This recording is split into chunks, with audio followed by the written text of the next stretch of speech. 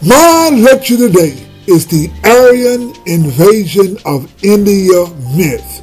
This is a myth, a lie, a fraud. Why is this important?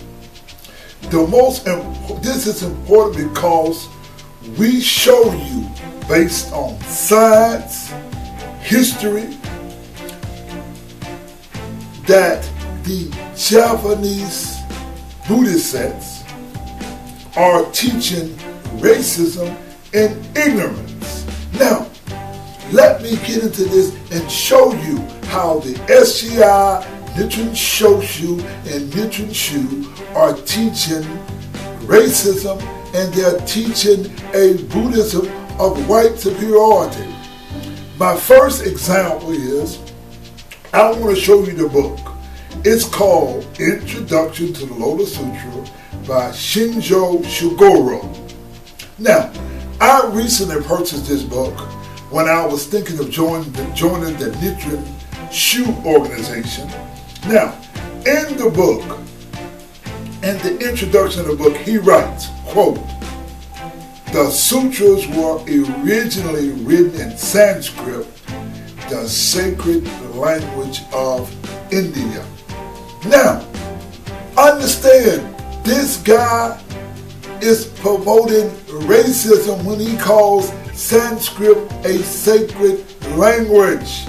This has to do, ladies and gentlemen, with the racist Aryan invasion myth that we're going to dispel today. Now, not only did this Japanese writer do it, the second president of the SGI, Joseph Toda, promoted Sanskrit, and he said the Buddha preached in Sanskrit. Nichiren Shoshu teaches that the Buddha taught in Sanskrit, and they all teach about the racist Aryan invasion myth. But today we're going to use science to break this down. Now, we lectured on the black gods of the Gohanzan and how Nichiren Shonin did not support the racist Sanskrit superiority theory. We are the Buddhists who back our assertions with the three proofs. That is, we back it up with documented proof, we back it up with theoretical proof, and the last one that Nichiren teaches is that you must have proof of fact. And we have documented proof, theoretical proof, and proof of fact that the racist Aryan myth, that is, that some Aryans came into India and conquered India, is a myth. Now, in the Go Show, the true aspect of all phenomena, it reads, quote, "Exert yourself in the two ways of practice and study. Without practice and study, there can be no Buddhism. You must not only persevere yourself, you must teach others. Both practice and study arise from faith. Teach others to the best of your ability, even if it is only a single sentence or phrase." Now, let me lay this on you. There never was an Aryan invasion of India. The word India means black, and the old name for India was Eastern Ethiopia. In India at the time of the Buddha, there never was what is called a white or Caucasian people like the Greeks or the Romans in India. You got people in India running around talking about they are ancestors to the Aryans. Is a bunch of nonsense. Archaeological evidence, anthropological evidence, scientific evidence prove that there was never an Asian invasion of India as it is taught by the SGI, Nichiren Shoshu, and Nichiren Shu. What does this mean? If there never was an Aryan invasion of India, they could have never been a white Buddha. or a white Buddhist in India. Many of the Indians claim that they are white or their ancestors was white. The reality is that they are not Caucasian, and history proves that whites or Aryans never ruled India or were found in India prior to Buddhism. The myth of the Vedas did not occur until the Gupta era when they created the Vedic culture in India. They rewrote history to show a white or Brahman superiority. Ladies and gentlemen, there was never an invasion of whites. Let me tell you how the Japanese brought into the Aryan invasion myth, and they teach a racist Buddhism. In Buddhism, we learn about the law of cause and effect. The way the Aryan invasion myth came about was via the British, not the British, but the German Orientalists by the name of Max Muller. Listen very carefully. The way that the Aryan myth gained credibility was by the Orientalists, or a German who learned to speak Sanskrit. This German who could speak Sanskrit during the time of the Aryans, during the time when they was preaching white superiority in the 1850s, this German went to India. He learned Sanskrit, and he gave Sanskrit credibility by saying that Sanskrit, or the Rig Veda, was the first and the oldest white history. This happened at a time when the Aryans, or when the whites, were conquering all people who were non-white. And they adopted this theory from the standpoint of racism, or this is what you call cultural dominance, or winning a person through cultural dominance. Now, let us go into the writings of Nichiren Shoshu over 750 years ago. Nichiren, in the words of the hood, peeped the Sanskrit game. In the Go Show, opening the eyes. That's what Nichiren's trying to teach. He says, quote, there are three doctrines that are to be studied. They are Confucianism, Brahmanism, and Buddhism.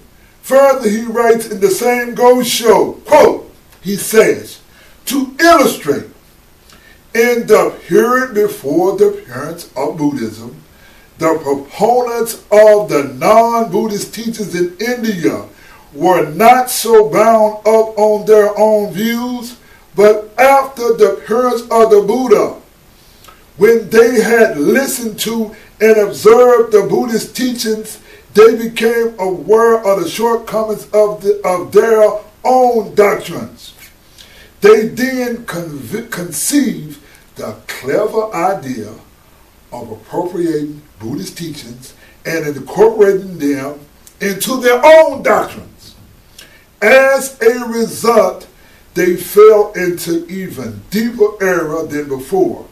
These are examples of the errors known as appropriating Buddhism or plagiarizing Buddhism. See, what happened was, ladies and gentlemen, what the Brahmins did was they plagiarized Buddhism. They plagiarized the teachings of the Buddhism.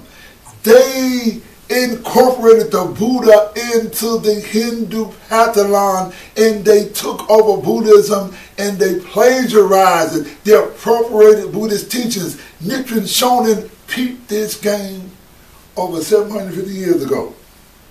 Now, see, Nichiren understood that people appropriate Buddhism.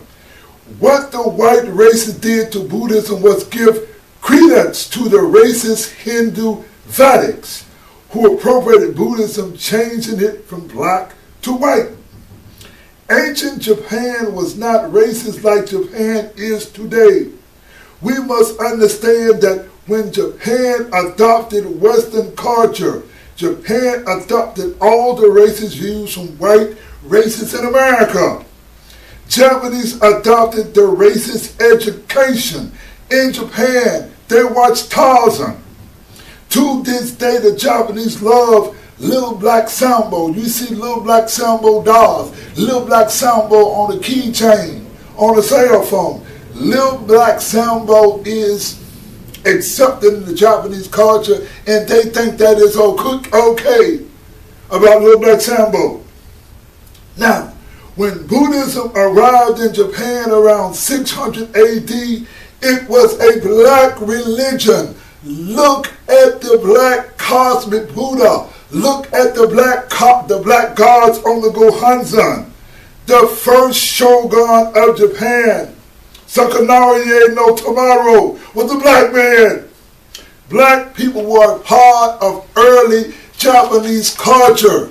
The Anu are ancestors of black people. The first people to come into Japan were black people, and there's a strong history of culture of black people in ancient Japan. It was Max Miller who gave the speculative date for the Vedic culture. Max Miller, like many Christian scholars of his era, believed in biblical chronology. This placed the beginnings of the world at 4000 BC and the flood around 2500 BC. Assuming to those two dates, it would be appropriate to put Aryans in India before 1500 BC. Muller invented the idea of 5 layers of Vedic and Spaniard were composed 200-year periods before the Buddha at 500 BC. It is interesting that each of these periods could have existed for any number of centuries around 200-year figure, totally arbitrary and likely too short a figure. Scientists understand that the Vedic culture was that of primitive nomads from Central Asia. Hence, they could have not founded an urban culture like the Indus Valley. When you go into the Indus Valley culture, ladies and gentlemen, that is the Harappan culture that could rival ancient Egypt. They had an irrigation system. They had a toilet system. They were highly civilized people, and no uneducated white group of nomads going to come in and conquer these people and create their culture. There is no archaeological evidence of such a thing. See, this is the flaw. The Vedic culture was said to be of primitive nomads who came out of Central Asia with their horse-drawn chariots and iron weapons and overthrew the cities of the more advanced Indus Valley culture with their superior battle tactics. The point that we make is that there is no evidence of horses, chariots, or iron discovered in the Indus Valley sites. When they are doing excavation of the Indus Valley sites, nor did they not find iron, they found no phenotype or white people who have ever come in, who have invaded India as it is taught in the document, the Rig Veda, that Max Muller popularized. Now, let us be clear. There is no evidence of any phenotype of people in India called Aryan. Science proves that there is only one group of Indians who consider themselves superior to others based on skin color. The phenotype of Indians are the same. The Vedic culture was said to have been found by the sage Manu between the banks of the Sharavati and the Drishadati rivers. The Sharavati is lauded as the main river. Nadimata in the Rig Veda is most frequently mentioned in text. However, the Sharavati river went dry at the end of the Indus Valley culture and before the so-called Aryan invasions or before 1500 BC. The river had dried up before the arrival. Indeed, the Sharavati, as described in the Rig Veda, appears to be more accurately show that it was prior to the Indus Valley culture, as the Indus era was already in decline. According to a theory, the Vedic people were nomads in the Punjab coming down from Central Asia. However, the Rig Veda itself has nearly 100 references to ocean, Samudra, as well as dozens of references to ships and the rivers flowing in the sea. Vedic ancestors like Manu, Turvasha, Yadu, and Biju are flawed figures saved from across the sea. The Vedic gods of the sea, Vanu is the father of many Vedic seers and seer families like Vasishtha, Agastya, and Brigo seers. To preserve the Aryan invasion idea, it was assumed that the Vedic and later Sanskrit term for ocean, Samudra, originally did not mean ocean, but any large body of water, especially the Indus River and Punjab. Now, they found gray pottery in thought to be 1000 BC from the Vedic culture, painted gray, where culture represents an indigenous culture development and does not reflect any cultural intrusion from an Asian or Indo-Asian invasion. Therefore, there is no archaeological evidence corroborating the fact of an Indo-Aryan invasion. The Japanese Buddhist sects like the SGI, Nichiren Shoshu, Nichiren Shu, and others teach a Buddhism that is not good scholarship or archaeologically, but merely cultural imperialism. The Western Vedic scholars did in the intellectual sphere what the British Army did in the political realm. Discredit, divide, and conquer black people in India. The truth of the matter is, how can you have a white Buddha when there was never white Buddhists in India prior to Buddhism? The truth of the matter is, the Gupta era, the Hindu religion appropriated and turned the Buddha white when they promoted Sanskrit or white Buddhism. There was no such thing as a white Buddha. There was no such thing as Sanskrit, ladies and gentlemen, prior to the Gupta era. Nichiren Shoshu, the founder of Nichiren Buddhism, understood that there would be racist Japanese Buddhists, and Nichiren emphatically left who he was and what he believed in the Gosho Banishment to Sano, where he says Nichiren is the son of a Chandala family who lived near the Sea of Tojo in Ottawa province in the remote countryside of the eastern part of Japan. He also writes in the letter from Sado how much more true this is of Nichiren, who in this life was born poor and lowly to a Chandala family. The Chandalas were the black people of India. Japanese adopted white history and culture from historians like Max Muller, who promoted Sanskrit. The Japanese sects took Nichiren Buddhism and modified Buddhism to our modern racist culture that extricates all black history from Buddhism. The Japanese adopted their take on Buddhist history from the racist German Max Muller. Max Muller, whose idea was to promote the Aryan race as superior. He adopted the fraud story of the Rig Veda, created by the Vedics, who rewrote history in the Sanskrit language. Let us lay history, facts, and science on you. There is no evidence of the Sanskrit language until the Gupta era.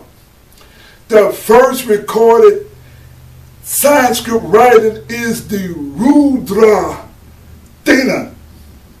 And we talking, ladies and gentlemen, we talking AD. We're not talking BC. There is no evidence of Sanskrit until the Christian era. Sanskrit did not make its way into the world or was accepted into the Gupta era, which started in 320 AD.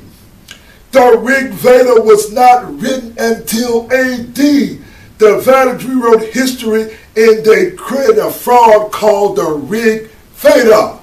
They did not want to admit that the Buddhist history, the Harappan culture, and the black people had a culture before them who adopted a white superiority, so they created a fraud doctrine called the Rig Veda, and it was Max Muller who promoted the Rig Veda as a white superiority document. This German, who eventually moved to Britain, popularized the idea of this thing called sacred Sanskrit.